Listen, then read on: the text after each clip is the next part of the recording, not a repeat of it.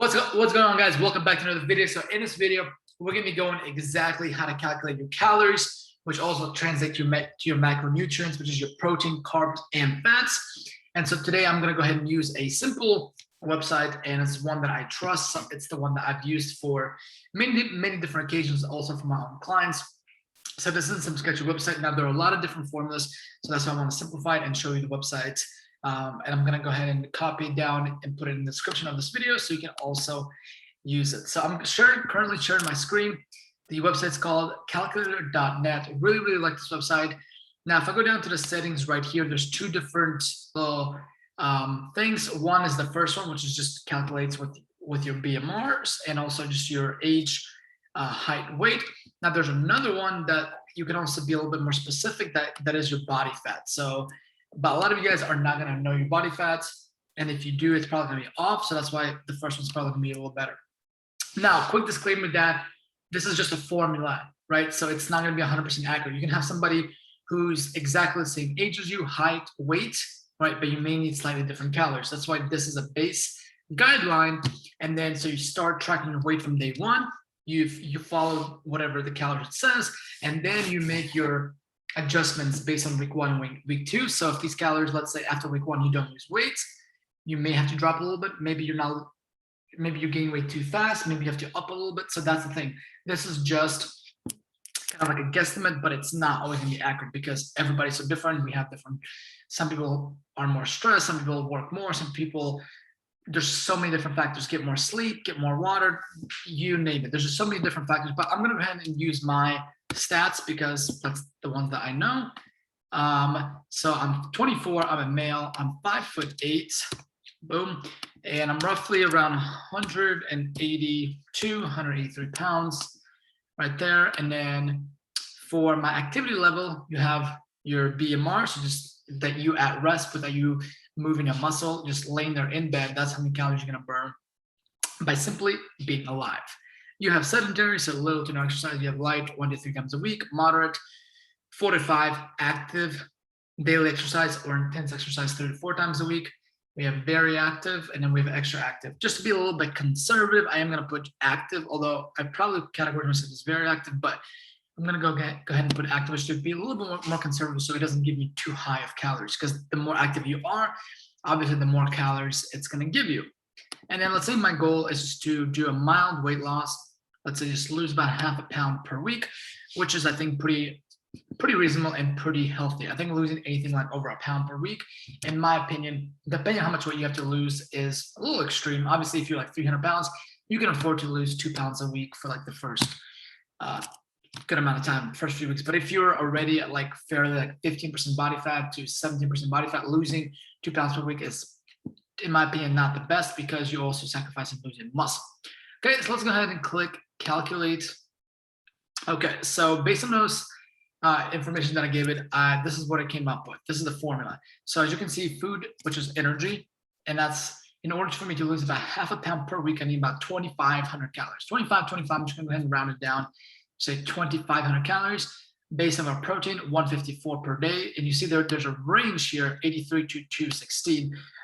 Personally, I like to go a little bit on a higher end. I like to do about 1 gram of protein per pound of body weight. So if I'm like 180 pounds, ideally I want to do 180 grams of protein, but I can show you how you can adjust this in just a minute.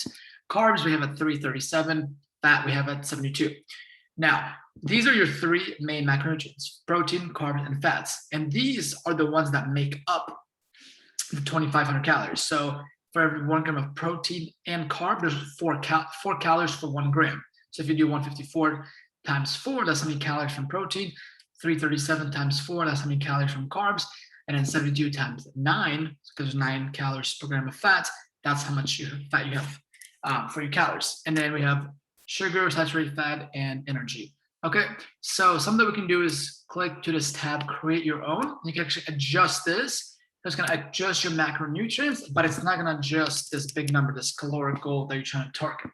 Okay, so for me, I want to go a little bit higher in protein. So I'm going to slide this over to, let's go ahead and put it like around 175. So that's almost 1 pound per pound of body weight. So 175. So that gives me 315 carbs and 71 fat.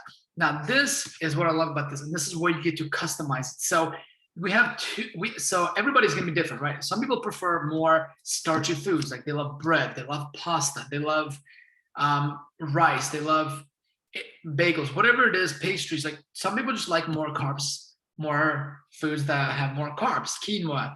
Now, on the other hand, you have people who like more things that have fat, whether it's peanut butter, almond butter, you have nuts, you have avocado, obviously guacamole.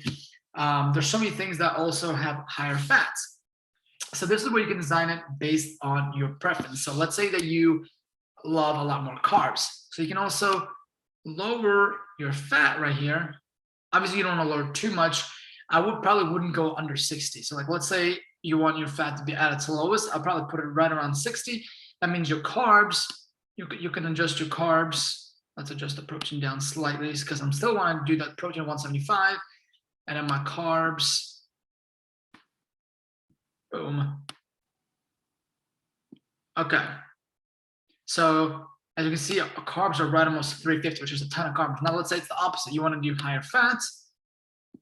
Still gonna take the protein up. Boom.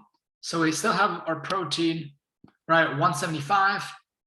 We have our carbs right around. We can make this even actually lower. Let's say we make it as 275 carbs. Let's say you want to go low carbs.